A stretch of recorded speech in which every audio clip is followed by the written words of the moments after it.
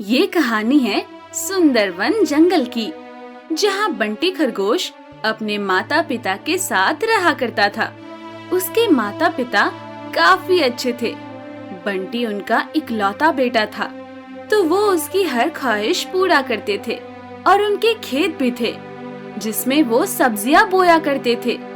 Mummy, आज मुझे टमाटर की जगह कुछ नई चीज ला कर देना। टमाटर खा खा कर बोर हो गया हूँ।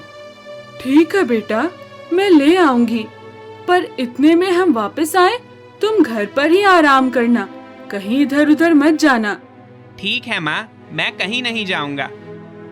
शाम को आते समय बंटी के माता पिता उसके लिए अलग अलग तरह की चीजें लेकर आते हैं। ले बेटा बंटी, तेरे लिए आज हम गाजर, मटर व कई अलग अलग तरह की चीजें लेकर आए हैं।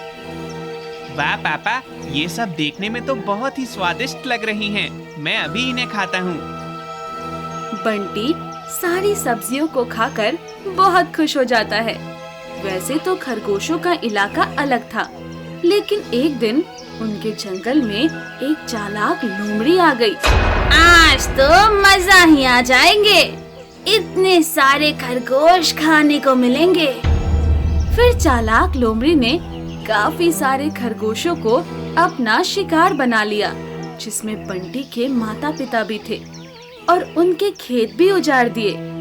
बंटी अपने घर में सोया हुआ था, तभी गोल्डी खरगोश भागी हुई उसके पास आती है। बंटी, तुम यहाँ सो रहे हो और तुम्हारे माता पिता का शिकार उस चालाक लोमड़ी ने कर दिया। उसने पूरे जंगल में तहलका मचा रखा है और अब अपने जंगल में वापस चली गई। अरे गोल्डी खरगोश, ये तुम क्या बता रही हो? मेरे माता पिता तो खेत पर गए थे। शायद तुम्हें गलतफहमी हुई होगी। नहीं नहीं बंटी, तुम मेरे साथ चलो। वो दोनों जाकर देखते हैं तो बंटी के माता पिता की मौत हो चुकी थी। फिर बंटी वहीं बैठकर रोने लगता है। मुझे भी अपने माता पिता के साथ जाना है। मैं भी नहीं रहना चाहता हूँ इस दुनिया में। अब मेरा कोई नहीं है। बंटी, अपने आप को संभालो। कैसी बातें कर रहे हो तुम? हिम्मत से काम लो। और क्या बात करूं? अब मेरे माता पिता नहीं रहे, मैं किसके सहारे रहूंगा? ये तो नियति का खेल है। चलो, मैं तुम्हें घर छोड़ देती हूँ, फिर मुझे काम पर भी जाना है। गोल्डी खरगोश बंटी को ले जाकर उसके घर छोड़ देती है और खुद वहाँ से चली जाती है। बंटी पूरा दिन घर में बैठकर रोता रहता है और ना ही उसे कुछ खाने को मिलता, ना कोई उसके पास उसका हाल देखने आता। 2 दिन बाद बंटी कहता है, मैं क्या खाऊंगा अब? मुझे तो भूख भी लग रही है और मम्मी पापा की बहुत याद भी आ रही है। अगर वो होते तो अब तक मुझे जबरदस्ती खाना खिला देते। बंटी बाहर जाकर पड़ोसी से खाना मांगता है। काका, मुझे कुछ खाने को दे दो, मुझे बहुत भूख लगी है। बेटा बंटी, मैं खुद 2 दिन से भूखा हूँ, तुम्हें क्या दे दूं? बंटी फिर और पड़ोसी के पास जाता है, लेकिन वो उसे धक्का देकर बोलते हैं। ना जाने कहाँ से आ जाते हैं भिखारी, सारा मूड खराब कर दिया। बंटी खरगोश रोता बिलखता चलता रहता है। माँ, पापा, कहाँ चले गए आप दोनों? कोई मुझे प्यार नहीं करता, कोई मुझे खाना नहीं देता, धक्का देकर मुझे भगा देते हैं। जब आप थे तब सब मुझसे प्यार करते थे। बंटी रोते हुए रास्ते से जा रहा होता है, तो वो देखता है गिलहरी के घर के बाहर बहुत सारे फल रखे हुए थे और गिलहरी वहाँ नहीं थी। अरे, गिलहरी दीदी तो नहीं है। चलो, मैं इनका फल ले लेता हूँ और खा लेता हूँ, मेरी भूख शांत हो जाएगी।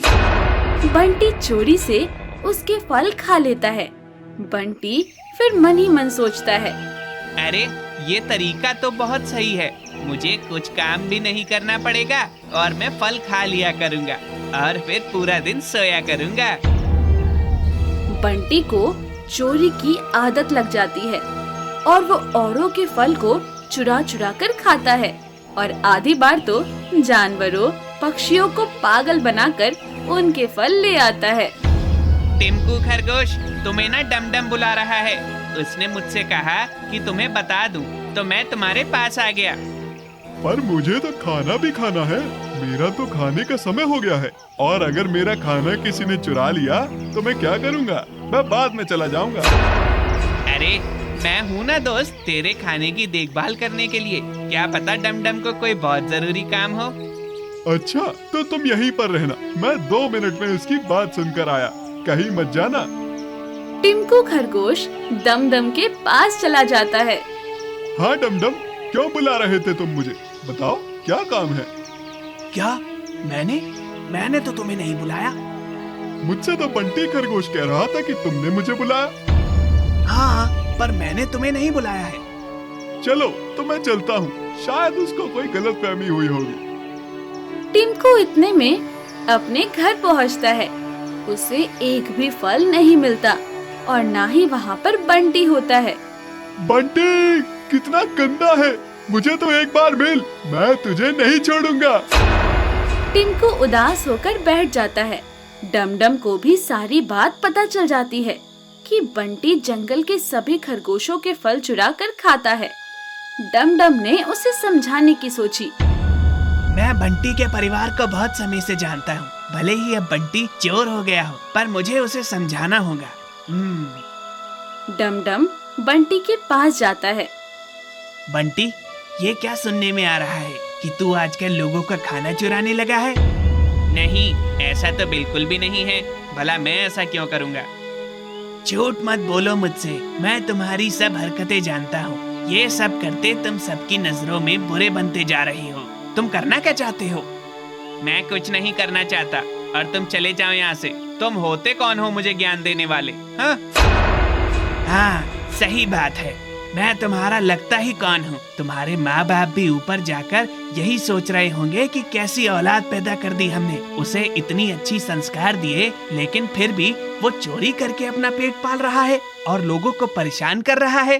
तुम्हारे माँ बाप इस जंगल में सबसे अच्छे जानवर थे, और तुम चोर हो। तुम ये सब कहकर क्या कहना चाहते हो कि मैं अच्छा नहीं हूँ? हैं? नहीं, तुम अच्छे हो, लेकिन तुम अपनी अच्छाइयों को बुराइयों में बदल रहे हो। और तुम्हारे माँ बाप ने कभी नहीं सोचा था कि तुम चोरी करके अपना पेट पालोगे। पर मैं क्या करूँ? जब से मम्मी पापा गए हैं, मेरा बिल्कुल भी मन नहीं लगता। थोड़े बहुत हमारे खेत थे, और वो भी उस चालाक लोमड़ी ने तबाह कर दिए। अब उस पर फसल नहीं उग पा रही है। तो तुम और काम ढूंढने का सोचो। तुम तो पूरे दिन सोते रहते हो और खाते हो। अगर तुम बचे हुए समय में कुछ काम ढूंढो तो तुम मेहनत का खाना खाओगे। पर मैं क्या काम कर सकता हूँ? मुझे तो कुछ आता ही नहीं है। कुछ तो ऐसा होगा जो तुझे करना अच्छा लगता हो। हाँ, मुझे ड्राइंग अच्छी लगती है।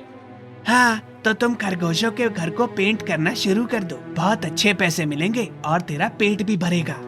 ठीक है भैया, अब मैं ऐसा ही करूँगा। मुझे अपने मम्मी पापा की बहुत याद आती है, और मैं उनका नाम खराब नहीं करूँगा। अब मैं गलत काम भी नहीं करूँगा। बंटी रोते हुए डमडम को गले लगा लेता है। तू रो मत, मैं तेरे साथ हूँ। मैं तेरे बड़े भाई जैसा साथ दूंगा हमेशा। कोई भी दिक्कत हो मुझे बताना, पर अब कोई चोरी मत करना। उसके बाद से बंटी लोगों के घरों पर पेंट करने लगा और मेहनत से पैसे कमाने लगा, और उससे उसका पेट भी भर जाता था और वो सीधे सच्चे रास्ते पर चलने लगा।